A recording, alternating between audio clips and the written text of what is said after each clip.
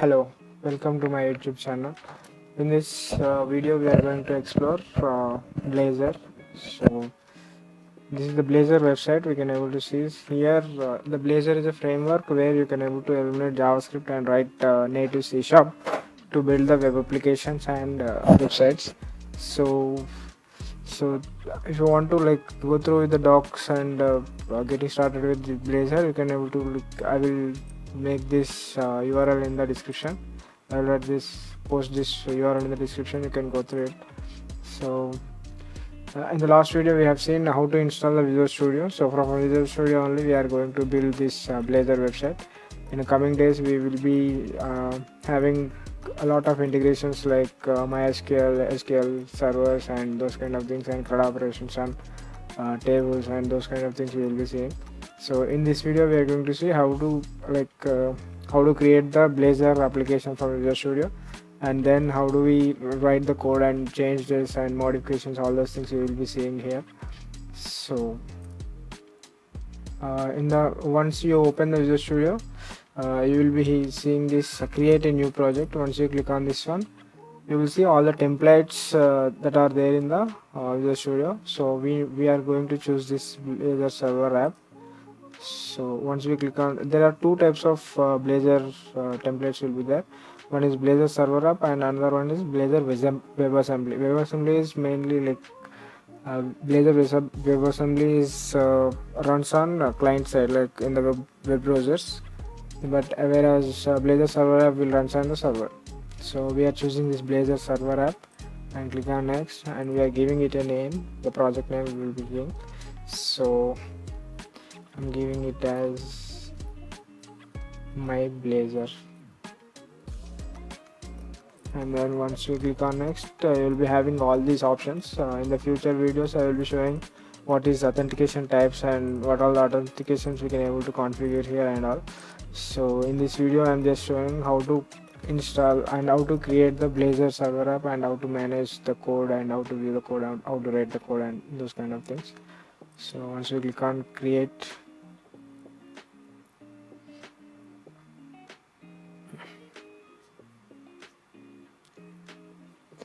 so these are the folder structure we can able to talk, like these are the dependencies that are there in this project. This is ASP.NET Core.app is a NuGet package, and we are going to that template will be automatically installed, and then we'll be having this www root folder where we can able to store all the static files like CSS files, JavaScript files and images and etc.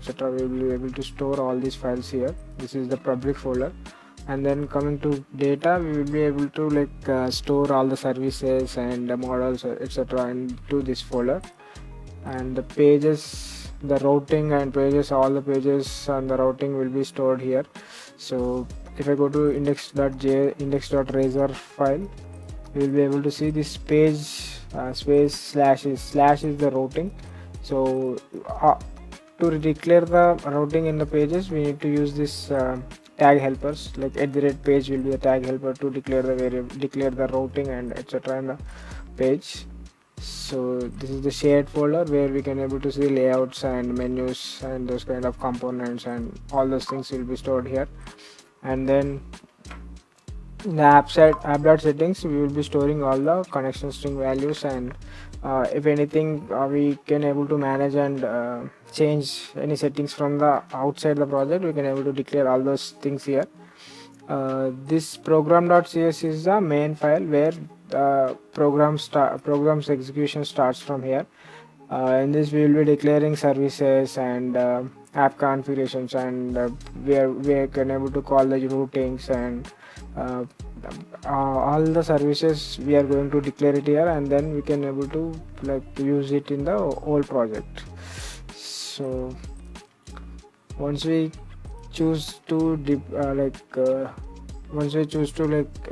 on the IIS server, once we click on this button, we will be able to see that project will be running on the browser.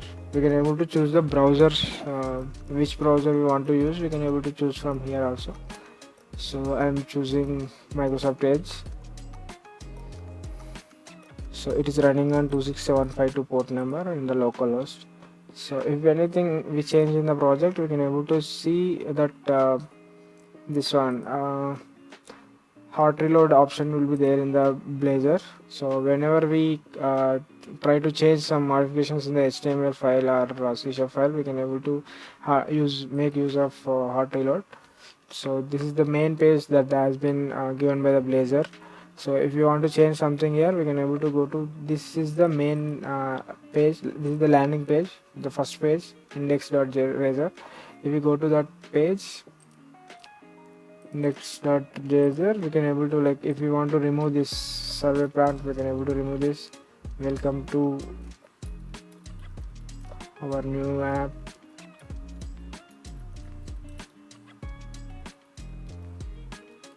If we save this one and if we click on this hot reload button, that will apply the changes here.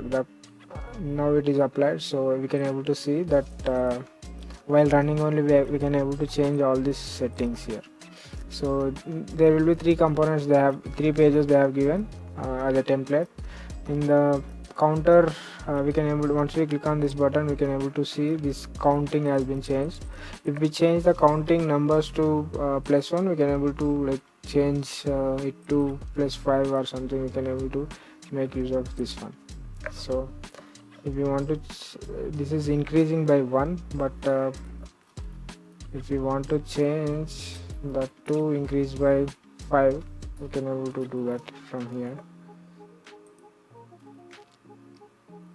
So now it is showing 4 plus 5, which is 9, and +5 plus 5, and those kind of changes we can able to see.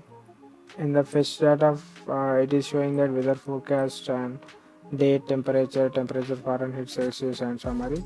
And this template we can able to, like, modify and change anything we want to change in the template. We can able to change this. That's all for this video. In the next video we will be seeing how to connect this Blazor app with the MySQL. Thank you.